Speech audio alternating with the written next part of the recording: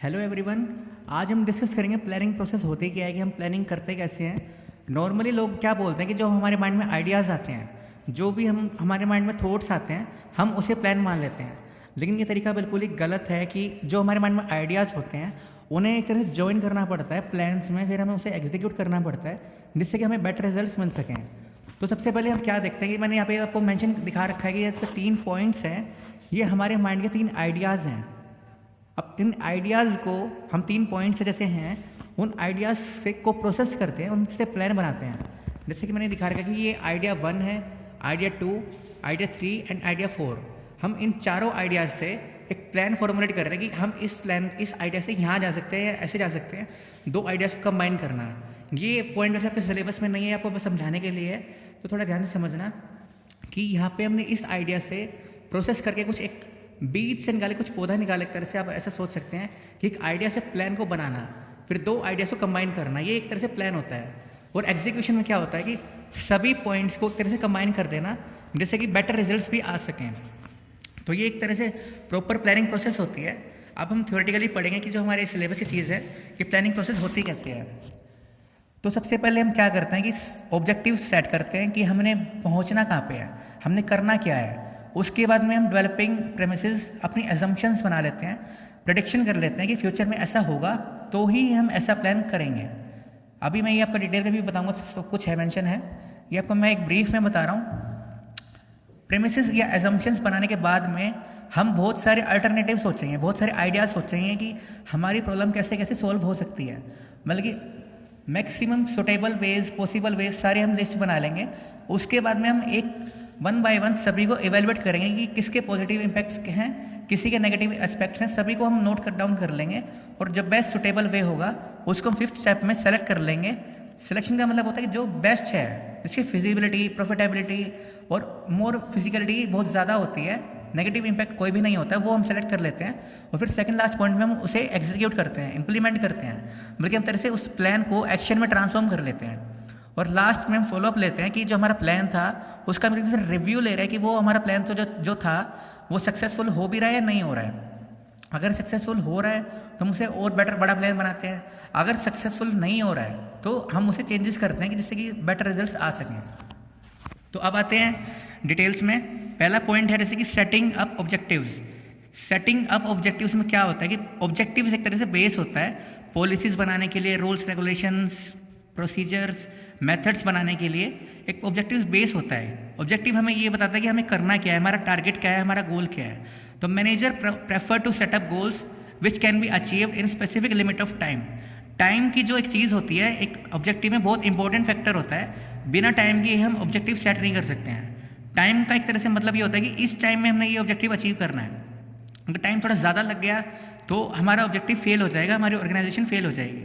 Objective means what is to be done, कि हमें करना क्या है, हमें पहुंचना कहाँ पे है। इट इज़ द टारगेट और goal which has to be achieved for which planning process is done. ये एक तरह से वो टारगेट है या गोल है जिसके लिए हम प्लानिंग करते हैं कि हमें प्लानिंग करनी ही क्यों है। फर्स्ट ये एक तरह से फर्स्ट स्टेप ऑफ प्लानिंग भी है, जैसे मैंने सबसे ऊपर मेंशन भी कर रखा है, नंबर मेंशन किया हुआ है नंबर 1। पहला स्टेप है प्लानिंग प्रोसेस में कि हम टारगेट डिसाइड करते हैं कि हमें करना क्या है। उसके बाद में हम कुछ सोचना शुरू करते हैं। मान लो कि जैसे हमने कि +2 क्लास में हमारा टारगेट है 95% मार्क्स का या 100% या 98% मार्क्स का। उससे एक बड़ा टारगेट है कि हमें इस कॉलेज में एडमिशन लेना है। उसके बाद हम सोचेंगे कि भाई कि हमें उस कॉलेज में एडमिशन के लिए कितना परसेंटेज चाहिए, फिर उस कॉलेज मतलब कि उस परसेंटेज के लिए हमें कितना टाइम पढ़ना है, कितना टाइम किस सब्जेक्ट को देना है, हमारी वीकनेस क्या है उसको रिकवर करना, उसको कवर करना। वो उसके बाद हम प्लान बनाएंगे कि किस सब्जेक्ट को कितना टाइम देना है। प्लान मोस्टली तभी बनाया जाता है जब हमारे सामने कुछ चॉइसेस होती हैं। अगर हमारे सामने सिर्फ एक ही चॉइस होगी तो हम प्लानिंग की करने की ज़रूरत नहीं होती है। प्लानिंग सिर्फ हम तभी करते हैं जब हमारे सामने प्रॉब्लम थोड़ी कॉम्प्लेक्स हो और उसके जो सॉल्यूशंस हैं वो वाइड रेंज में होते हैं। तो पहला पॉइंट है सेटिंग अप ऑब्जेक्टिव्स, कि हमें करना क्या है, हमें एक तरह से डायरेक्शन मिल जाती है ऑब्जेक्टिव से कि हमें इस डायरेक्शन में मूव करना है, जिसके बाद हम प्लानिंग कर सकते हैं। फिर नेक्स्ट पॉइंट है इसका डेवलपिंग प्रेमिसेस। प्रेमिसेस का मतलब होता है एजम्पशंस। एजम्पशन का मतलब होता है कि बेस बनाना, जिसके बेस पे हम अपने प्लान्स को बना रहे हैं। मतलब एक तरह से काइंड ऑफ फोरकास्टिंग करना कि फ्यूचर में ये होने वाला है। अब फ्यूचर में क्या होने वाला है वो तो किसी को भी नहीं पता चल सकता। तो 2 तरीके होते हैं, तो प्रेडिक्ट करना कि फ्यूचर में ऐसा हो जाएगा, या फिर मान के चलना कि ऐसा ही होगा, और अगर ऐसा होता है तो हमारा ये प्लान रेडी है। मान लो कि अगर कल बारिश आती है तो हम ये करेंगे, धूप आती है तो हम ये करेंगे, अगर कुछ और मौसम कुछ बिगड़ जाता है तो हम उस केस में ये करेंगे। तो मेनली अजम्पशंस का एक तरह से मतलब ये होता है कि हम मान लिया जाता है कि ऐसा होगा, उसके बाद में ही हम प्लान्स बना सकते हैं। मान लो कि जैसे आपकी एक्टिवा पे या मोटरसाइकिल पे कहीं जा रहे हो तो आप एक एजम्पशन मान के चल रहे हो कि आपका जो टायर है उसमें पंचर नहीं होगा, पेट्रोल खत्म नहीं होगा, रास्ते में आपको पुलिस नहीं रोकेगी। ये आपकी एजम्पशंस हैं। या मौसम ख़राब नहीं होगा। ये सारी आपकी एजम्पशंस हैं जो आप मान के चल रहे हो कि ये सब कुछ जो है सिंपल रहेगा, रेगुलर रहेगा, कोई भी चेंजेस ऐसे अनएक्सपेक्टेबल चेंजेस नहीं आएंगे एनवायरनमेंट में। तो डेवलपिंग प्रेमिसेस का मतलब होता है कि एक एजम्पशंस क्रिएट करना, प्रेडिक्ट करना फ्यूचर को, कि उसके बेस पे plans banana. Forecast is technique of gathering information. मतलब फोरकास्ट एक तरह से मतलब होता है कि जो फ्यूचर में होने वाला है उससे रिलेटेड सारी इन्फॉर्मेशन को इकट्ठा करना, या फिर एजम्पशंस बनाना जिसके बेस पे फोरकास्टिंग की जाती है। नेक्स्ट पॉइंट है, थर्ड पॉइंट है इसका, लिस्टिंग द वेरियस अल्टरनेटिव्स। जितने भी सारे सॉल्यूशन हो सकते हैं हमारे ऑब्जेक्टिव को अचीव करने के लिए, उसकी हम एक लिस्ट बनाते हैं कि मैक्सिमम पॉसिबल वेज क्या क्या हो सकते हैं। मेनली ये काम दिया जाता है एक्सपर्ट्स को, या उसको एक चीज़ बोलते हैं ब्रेनस्टॉर्मिंग, एक चीज़ यूज़ होती है। ब्रेनस्टॉर्मिंग को वैसे आपके सिलेबस में नहीं है, थोड़ी एडिशनल चीज़ है ये भी। तो ब्रेनस्टॉर्मिंग में क्या होता है, ब्रेनस्टॉर्मिंग, इसमें क्या होता है कि बहुत सारे आइडियाज़ सोचे जाते हैं कि हमारी जो प्रॉब्लम है उसको सॉल्व कैसे किया जा सकता है। उसमें कोई भी नेगेटिव पॉइंट नहीं होता कि ये चीज़ बेकार है, ये पॉसिबल नहीं है, ये प्रैक्टिकल नहीं है, ऐसा कोई नहीं होता है। सिर्फ जितने भी आइडियाज़ आते हैं उसको नोट डाउन किया जाता है। सेम चीज़ है लिस्टिंग डाउन वेरियस अल्टरनेटिव्स में। After setting up the various alternatives, after setting up objective, various alternatives सोचे जाते हैं मैनेजर के द्वारा। मैनेजर एक लिस्ट बनाता है सभी अल्टरनेटिव्स की, जिससे कि ऑब्जेक्टिव अचीव हो सकता है। उसके बाद में मतलब ये एग्जांपल मैंने दे रखा है इसमें कि if firm wants to increase sales by 10%, मतलब कि फर्म के सामने प्रॉब्लम है कि उसको 10% सेल्स बढ़ानी है, तो उसके पास क्या क्या तरीके हो सकते हैं। मतलब कि प्राइस कम कर सकती है जिससे कस्टमर बढ़ जाएं, इंक्रीज इन प्रोडक्शन बढ़ा सकती है, डिस्काउंट ऑफर कर सकती है, या मोर लाइन ऑफ प्रोडक्ट्स को एंटर कर सकती है मतलब मार्केट में। जैसे कार है, उसके दो वेरिएंट्स निकाल सकती है कार के मार्केट में, जिससे उसके कस्टमर बने और उनकी सेल्स बढ़ जाए। तो एक तरह से एग्जाम्पल है कि हमारा जो ऑब्जेक्टिव है उसको अचीव करने के लिए हम क्या क्या मेथड्स, क्या क्या तरीके हम यूज़ कर सकते हैं, हम उसकी एक तरह से लिस्ट बना लेते हैं। फॉर एग्जांपल कि मान लो कि आपको 95% मार्क्स लेने हैं, या एक वैसे सिर्फ एग्जांपल है, इसको फॉलो ना करना तो अच्छा रहेगा। मतलब कि आप पढ़ रहे हो, नकल मार सकते हो, पर्ची लेके जा सकते हो, तो ये आपके सामने अल्टरनेटिव्स हैं। लेकिन आपको सिर्फ अल्टरनेटिव्स बनाने हैं, उस टाइम में बस सोचना है कि क्या क्या पॉसिबल वेज हो सकते हैं कि आपको, जिससे कि आपका ऑब्जेक्टिव जो है अचीव हो सकता है। फिर नेक्स्ट पॉइंट है इवेल्युएशन ऑफ डिफरेंट अल्टरनेटिव्स का। इवेल्युएशन में क्या होता है, जितने भी आपने अल्टरनेटिव सोचे हैं उसको आप 1 बाय 1 इवेल्युएट करते हो कि किसी का पॉजिटिव इम्पैक्ट, नेगेटिव इम्पैक्ट जो है उसको आप नोट डाउन करते हो कि हर अल्टरनेटिव का, हर आइडिया का क्या क्या पॉजिटिव पॉइंट्स हैं, क्या क्या नेगेटिव पॉइंट्स हैं। और फिर धीरे धीरे से मैनेजर जो है एलिमिनेट करना शुरू कर देता है, जिसके मैक्सिमम नेगेटिव पॉइंट्स होते हैं या किसी का कोई पॉसिबल या पॉजिटिव इम्पैक्ट नहीं होता है, उसको धीरे धीरे मैनेजर एलिमिनेट करना शुरू कर देता है। थर्ड पॉइंट में कोई एलिमिनेशन नहीं होता है। फोर्थ पॉइंट में इवैल्यूएशन के बाद में धीरे धीरे नीचे से आइडियाज़ निकलने लग जाते हैं, और जो मोस्ट फिजिबल या प्रॉफिटेबल अल्टरनेटिव होता है उसे सेलेक्ट कर लिया जाता है। मतलब कि मान लो कि हमारे पास 5 अल्टरनेटिव्स थे एक काम को करने के लिए, हमने फिर पहले 5वां एलिमिनेट किया, फिर चौथा एलिमिनेट किया, तो हमारे पास 3 बच गए, जो टॉप 3 इसको बोलते हैं। कि अगर हमारा ए प्लान फेल हो जाता है तो हमारे पास बी प्लान है, हमारे पास सी प्लान भी है। तो वो 3 प्लान मेनली हायर किए जाते हैं, मतलब कि सेलेक्ट कर लिए जाते हैं, और जो टॉप का प्लान होता है उससे हम सेलेक्ट कर लेते हैं। फिर नेक्स्ट पॉइंट है सेलेक्टिंग एन अल्टरनेटिव। कोई मैथमेटिकल फार्मूला नहीं है जिससे हम कोई बेस्ट अल्टरनेटिव को हम सेलेक्ट कर सकते हैं, क्योंकि हम भी एक ह्यूमंस ही हैं और ह्यूमंस कभी भी परफेक्ट नहीं हो सकते हैं। जैसे आपने सुना ही है कि no one can be perfect.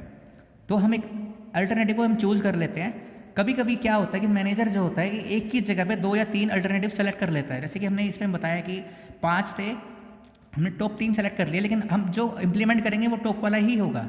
Most ideal plan having maximum profitability, feasibility and least consequences is selected. मतलब टॉप 3 में से भी वो हम सेलेक्ट करेंगे सबसे पहले जिसमें मैक्सिमम प्रॉफिटेबिलिटी हो, मैक्सिमम फिजिबिलिटी हो। फिजिबिलिटी का यहाँ पे मतलब क्या होता है कि मोस्ट पॉसिबल हो सकता है कि इससे हमें एडवांटेज मिल सकती है, और लीस्ट कॉन्सिक्वेंसेज का मतलब होता है कि इससे हमें कोई नुकसान नहीं होगा। वो हम सेलेक्ट कर लेते हैं। और अगर कोई प्लान फेल हो जाता है तो उस केस में हमें दोबारा प्लानिंग करने की ज़रूरत नहीं पड़नी चाहिए, इसलिए हम बी प्लान भी है साथ में रखते हैं कि अगर एक प्लान फेल हो जाता है तो हम बी प्लान को इम्प्लीमेंट कर सकते हैं। फिर इसका सेकंड लास्ट पॉइंट है इम्प्लीमेंटिंग द प्लान। जो हमने अभी प्लानिंग की है, मतलब कि पहले हमने ऑब्जेक्टिव सेट किया, एजम्पशंस बनाई, फिर डिफरेंट आइडिया सोचे, फिर उनका इवेल्युएशन किया, फिर डिफरेंट इवेल्युएशन करने के बाद हमने एक चूज़ किया। जो हमने एक चूज़ किया है हम उसको एक्शन में डाल देंगे, क्योंकि किसी भी प्लान का कोई यूज़ नहीं है फिलहाल जब तक अगर हम उस पर एक्शन नहीं लेते हैं तो there is no use of plans unless they are put in a action. Implementation means to put plan into action, मतलब कि जो हमने सोचा है उसको एक्चुअल में फिजिकल वे में इम्प्लीमेंट करना, मतलब कि एक तरह से लागू करना काम में। तो manager communicates to employees after communicating plan to employees, manager start allocating resources according to the specification of plans. मतलब कि इम्प्लीमेंटेशन ऑफ प्लान्स में क्या होता है, जैसे कि आपका प्लान था कि आपको प्रोडक्शन बढ़ानी है, जैसे मैंने पीछे दिखाया कि एग्जांपल लिया था, आपको 10% सेल बढ़ानी थी तो आप प्रोडक्शन बढ़ा सकते हो। प्रोडक्शन बढ़ाने का जो आइडिया है वो आपने अपने सबॉर्डिनेट्स को या अपने एम्प्लॉयज़ को बता दिया है, वो आफ्टर कम्युनिकेशन अब मैनेजर क्या करेगा, उनको सारे रिसोर्सेज देगा, मतलब फाइनेंस उनको उसको प्रोवाइड करेगा, मशीन्स प्रोवाइड करेगा, या और भी जो रिसोर्सेज टूल्स होते हैं वो उसको प्रोवाइड करेगा, जैसे कि ऑब्जेक्टिव अचीव हो सके। फिर इसका लास्ट पॉइंट है follow up action, means review लेना प्लान का।